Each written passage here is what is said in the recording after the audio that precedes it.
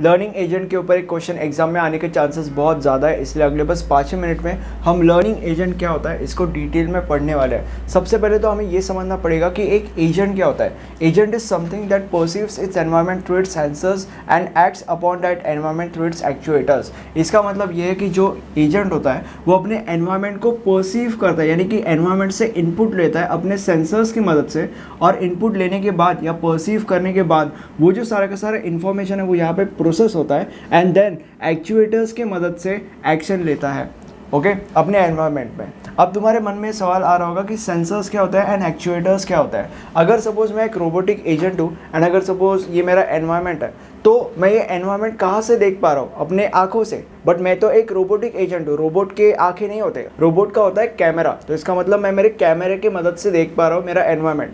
तो इसका मतलब ये हो गया कि कैमरा जो है वो मेरा सेंसर हो गया। तो बेसिकली इसका मतलब ये है कि कैमरा सेंसर का एक एग्जाम्पल है अगर रोबोटिक एजेंट की बात की जाए तो।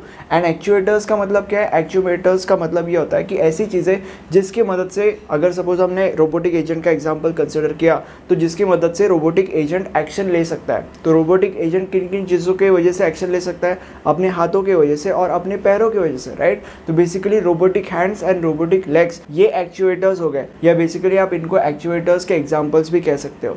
तो बेसिकली एजेंट का मतलब ये होता है। अब हम समझने वाले हैं कि लर्निंग एजेंट क्या होता है। लर्निंग एजेंट को समझने से पहले हमें और एक चीज़ समझने की ज़रूरत है कि जो लर्निंग एजेंट होता है या बाकी के जितने भी एजेंट्स होते हैं उनमें ये सारी की सारी चीज़ें सेम ही होती है, बट जो चीज़ बदलती है वो है इस क्वेश्चन मार्क के अंदर की चीज़ें। मतलब जो चीज़ें प्रोसेस करने के लिए चाहिए होती है वो अलग अलग एजेंट्स पे अलग अलग होती है। जैसे फॉर एग्जांपल अगर हमने लर्निंग एजेंट की बात की तो एक क्वेश्चन मार्क की जगह पे ये सारी चीज़ें आएगी, ठीक है। बाकी सब सेंसर्स, एक्चुएटर्स एंड ये सब सेम है।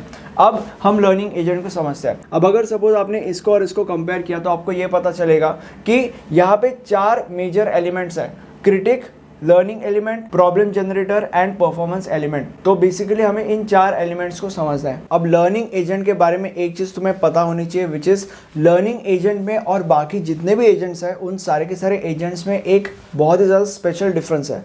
डिफरेंस ये है कि लर्निंग एजेंट चीज़ों को लर्न कर सकता है, इसमें चीज़ों को लर्न करने की काबिलियत है। लर्निंग एजेंट के अंदर स्टार्टिंग में बेसिक इन्फॉर्मेशन होता है एंड देन ये अपने आप को ग्रो करता है क्योंकि ये हमेशा लर्न करते रहता है। अगर सपोज फॉर एग्जांपल कोई ये टास्क परफॉर्म कर रहा है एंड अगर सपोज इसने कोई मिस्टेक कमिट कर दी तो अगली बार वो मिस्टेक कमिट नहीं करने वाला, क्योंकि उस मिस्टेक से उसने चीज़ें सीखी, उस मिस्टेक से उसने चीज़ें लर्न की एंड अगली बार उसने उसके लर्निंग्स को अप्लाई किया एंड उससे वो मिस्टेक उसने वापस कभी भी कमिट नहीं की एंड वो जो टास्क है वो और ज्यादा बेटर तरीके से परफॉर्म किया। अब हम इसके एलिमेंट्स के ऊपर जंप करते हैं। सबसे पहले हम अंडरस्टैंड करते हैं क्रिटिक को।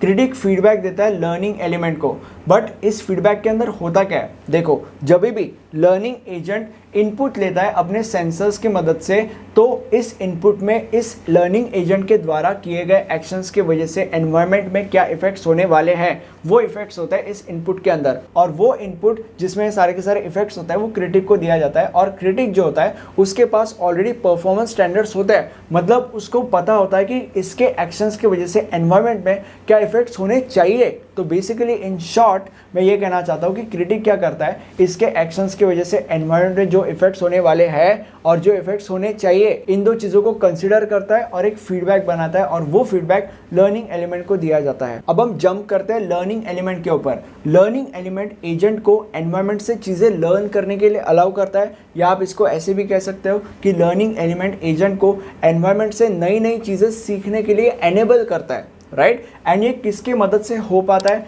ये फीडबैक की मदद से हो पाता है, जैसे कि आप देख रहे हो कि यहाँ पे ऊपर से फीडबैक आ रहा है क्रिटिक की तरफ से। अब हम जंप करते हैं परफॉर्मेंस एलिमेंट के ऊपर।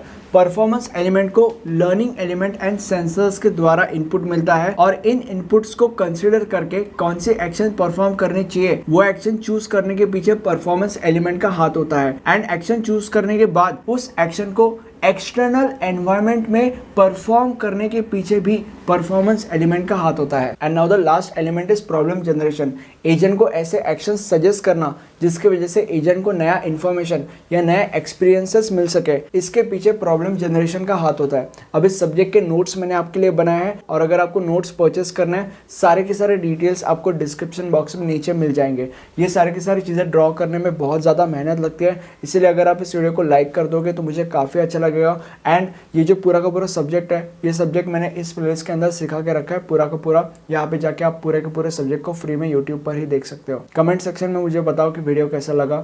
Thank you for watching this video and have a nice day. Bye.